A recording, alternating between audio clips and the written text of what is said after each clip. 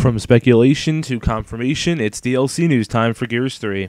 That's right. Yesterday I put up a video talking about what may or may not be DLC, and today Epic announced what will be DLC, or at least in the first pack. And I'm glad I didn't. I wanted to do this video before I went to work earlier today, but I'm glad I didn't because I learned something about this DLC that I'm going to have to rant a little bit on later. And before I get into that, I also want to talk about yesterday they released those green skin packs for through a ridiculous promotion. Like you had to, it was like only available for 19 states. It was through Jack in the Box, which is a second-rate fast food chain. It used to be where I live, but we don't have it anymore. I think it's now mostly in southern United States, or I don't know. It's in like the most random states. It's not in like New York. It's not in Florida. I don't think it's in California either. But anyway, like that's how you, like that's the way to get them. Like no one in the rest of I don't know. Hopefully they'll do something else. But I mean, I was lucky to get one through a very, very awesome person in the forums. The Epic Games forums, and that was really nice of him. But I feel so bad for anybody who wants them. It's just absolutely awful. But now let's talk about the DLC that's coming out on November 1st. It's called the Horde Command Pack, and it's pretty interesting what we got here. First of all, there's 3 maps, and I'll name them, and then they're the 3 that you're thinking of. Yeah, for those that have been looking around on the internet. But Blood Drive, which is a Gears 2 map. The description says, the Jacinto Medical Plaza was overwhelmed by evacuated citizens after the government-sanctioned hammer strikes, and the ensuing riots quickly turned the safe haven into a dangerous inferno. An abundance of high ground and funneled choke points make this map a returning favorite to Horde. I don't remember playing Blood Drive for Horde, but I liked it for multiplayer. Rust Lung, which is something you guys have all seen in previews and some not so things that you shouldn't have seen, let's just say. But the description is, once the pride of the Royal Tyrant Navy, the 4 decks of this decommissioned battleship are now riddled with bullet holes. Any team with the fortitude to hold the exposed central torpedo bay will find the ship's loader has been replaced with a battle-ready silverback mech suit. So does that mean the silverbacks in multiplayer? I don't know. The other one's Azura, which I'm sure most of you have seen. This island resort was once the exclusive domain of Sarah's educated elite, but the tranquil water gardens and lush foliage have become a hotly contested combat zone. Dual snipers overlook a powerful explosive weapon, while the defensive central platform may be your last resort of retreat. Funny thing about these maps is apparently they are only going to be available in private multiplayer, Horde and Beast, because of a server issue. Now, Epic, are you kidding me? Seriously? Like, what? In the next DLC will be 800 points to have those maps come into multiplayer? Like, that's just ridiculous. Like, honestly, if you haven't bought the DLC season pass yet, don't. Epic is like, they're out of their minds right now. They're just like, I don't know. They sold a bunch of units. They seem to be on this power trip. Don't buy don't buy the season pass. It's available for a long time, so you don't need to get it right away. Wait to see what happens. That's what I'm going to tell you at this point, because like they're just completely out of hand. Like, who are they kidding? Releasing multiplayer maps that you can't play in multiplayer? What? Like, who are they? Like, I don't even know what to say. It's literally the stupidest thing in the history of DLC. Eventually, somewhere down the line, they'll be available for multiplayer. But, of course, we don't know how long that's going to be. But, like, am I the only one who thinks this is literally, like, the worst thing ever? I don't know who they're kidding. Like, if they keep pissing people off, they're gonna lose a good chunk of their fan base. Like, and normally, you hear people whine and bitch about this, that, and the other thing, and you're like, whatever, get over it and move on. But they just continue to anger their hardcore fans over and over and over. Most people don't like the sawed-off that are hardcore fans. The hardcore fans obviously aren't everybody, but let's be realistic. It's not going to be that long until Battlefield and Call of Duty are out. And everyone's going to go.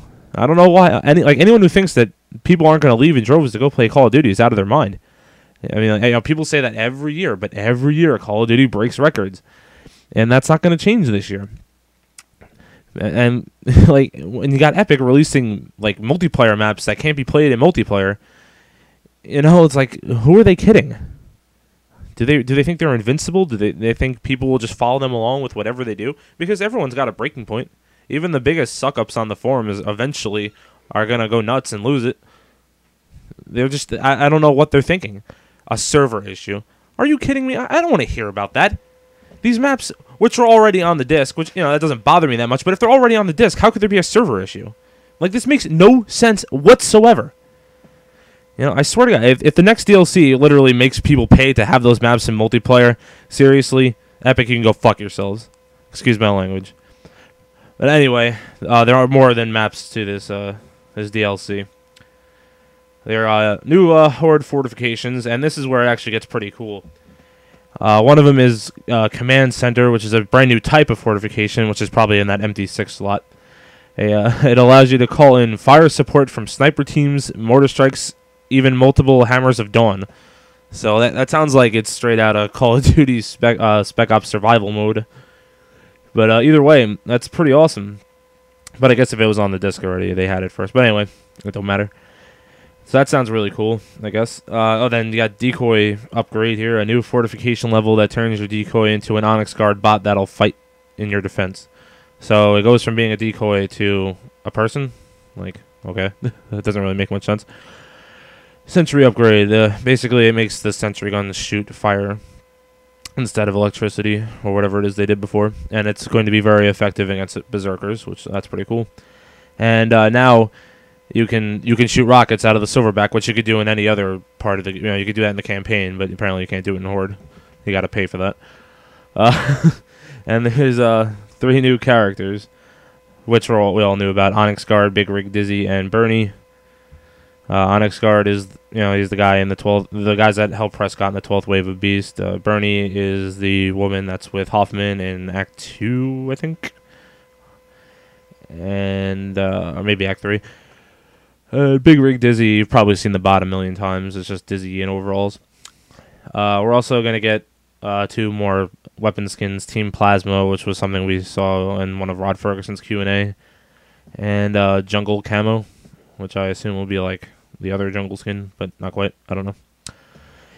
But, yeah, I don't know. I don't know what they're thinking with this. I mean, this all sounds really good, but I mean, how do you? Well, this is like worse than what Battlefield does. If it, like, or at least with Bad Company 2, it would be like, oh, here comes your free DLC, but it was always like the same map but a different game type. This is even worse than that. Like, here's 3 multiplayer maps that you can only play in private matches and they expect people to pay for that. It's no wonder why they advertise the season pass before they announce what's on the DLC, because honestly, it's probably just going to get worse and worse and worse and worse. It just makes you want to like rip your hair out. I'm on those forums every day, and I try to defend all the shady things they do. Because it's not none of it's illegal, or none of it's really all that horrible.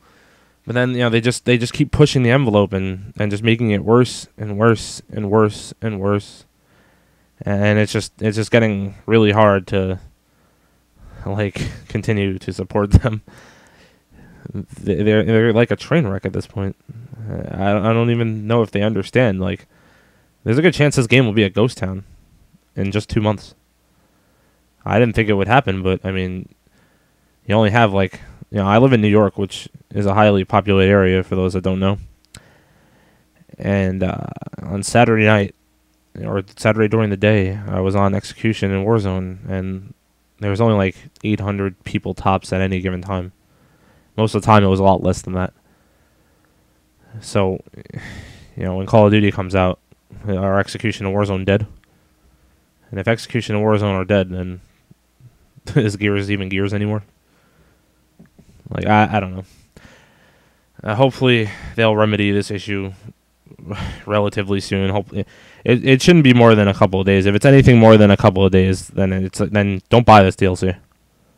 I really hate the fact that I bought the season pass now. I think everyone should boycott this DLC. There's absolutely no reason to buy it.